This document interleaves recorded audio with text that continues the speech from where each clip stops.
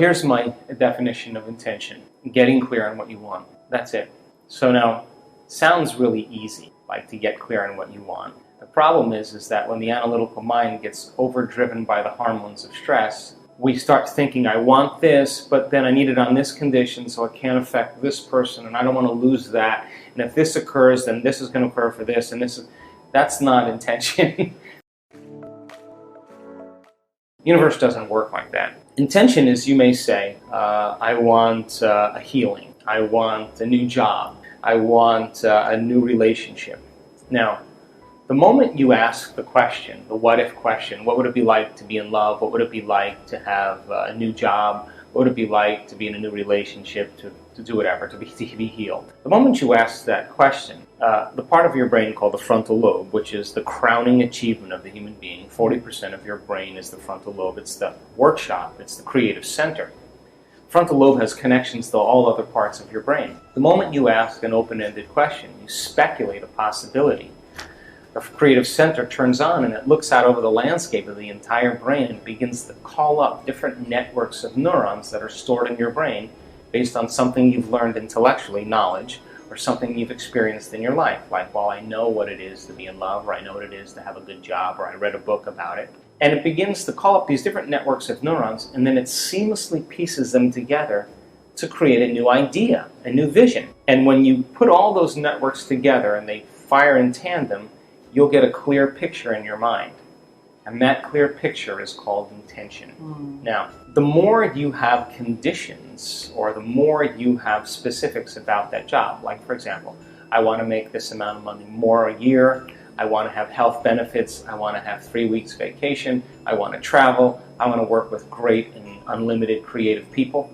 That all is the elements that help to add to that vision. The picture you get in your mind could be the word job, or it could be just an image that's personal to you.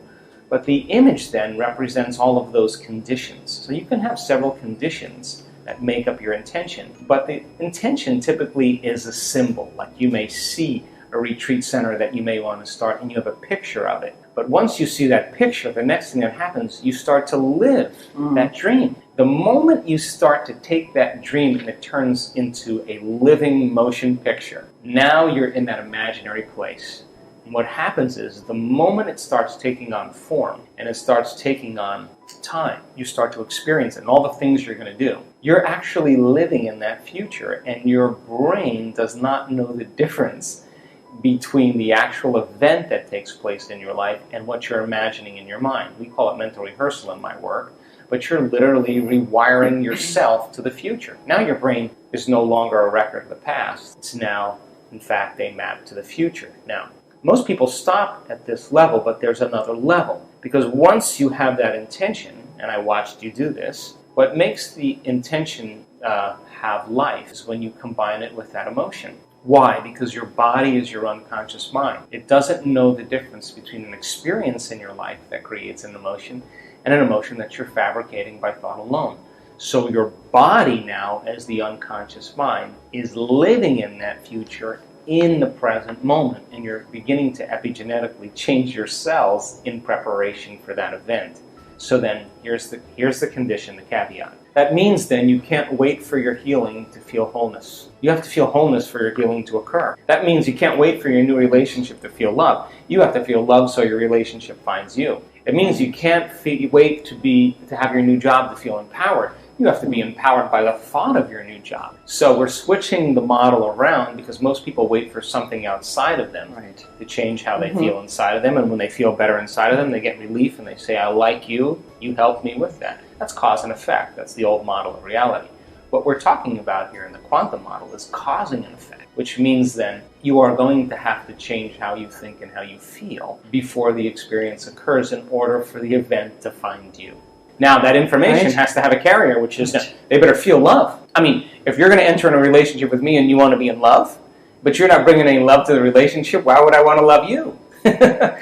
You'd have to bring that. So, like, if your personality creates your personal reality, and your personality is made of how you think, how you act, and how you feel. The present personality who's listening to this show has created the present personal reality called their life. So if they wanted to create a new personal reality, a new life, they would have to start thinking about what they were thinking about and change it. Starting to become conscious of their unconscious habits and behaviors and modify them. Now here's the key. They have to look at the emotions that they've memorized that keep them anchored to the past and decide if those emotions belong in their future. So most people try to create a new personal reality as the same personality, and it doesn't work. In other words, a wealthy person doesn't feel lack. You can't bring lack into your future. You know, a sick person doesn't feel desperation. They feel wholeness. And so then, by re-identifying with the future, and then instead of your past, present reality, is very, very easy conversation to have. But actually doing it requires a tremendous amount of awareness.